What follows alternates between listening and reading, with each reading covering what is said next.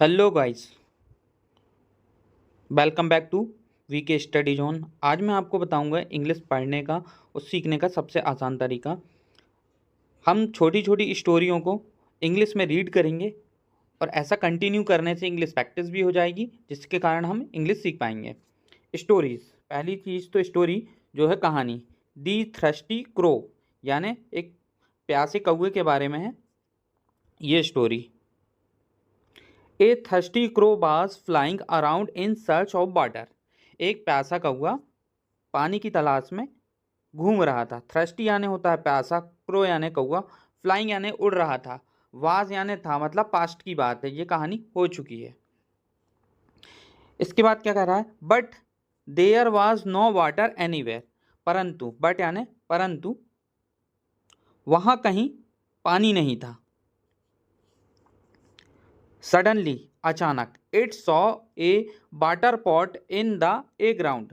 मतलब एक ग्राउंड में, वाटर पॉट यानी होता है कोई भी घड़ा, मटका या बॉटल से भरा पात्र।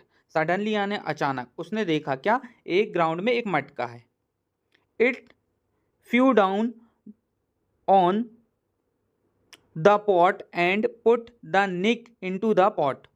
फिर उसने क्या किया, वो नीचे उतरा और किसके ऊपर बैठ गया, घड़े के।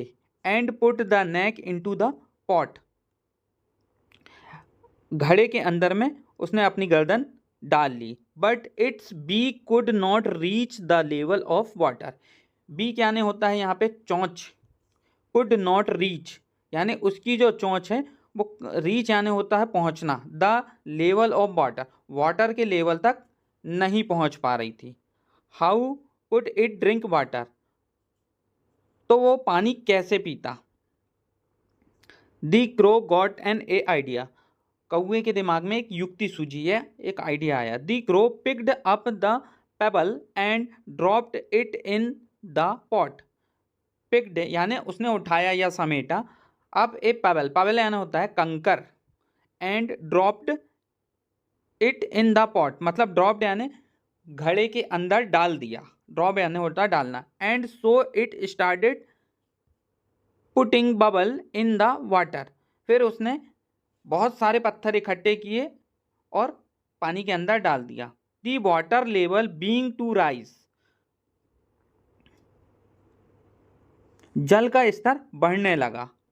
दी crow dropped as many bubbles the pot, उसने कुछ और पत्थर उठाए और डाल दिए पॉट के अंदर। As a it took to raise the water of level to its reach, अब वाटर का लेवल इतना बढ़ गया था कि वो उस तक पहुंच सकता था। Now the crow could drink A water easily, अब वह उस पानी को आसानी से पी सकता था। The crow quench its thirsty and flow anyway, फिर उसने अपनी प्यास बुझाया। क्वेंच यानी होता है बुझाना, प्यासा कौवे ने अपनी प्यास बुझाया, एंड फ्लो एनीवे, फिर वह उड़ गया। स्टोरी पसंद आई हो तो वीडियो को लाइक, शेयर एंड सब्सक्राइब करें। Thank you for watching.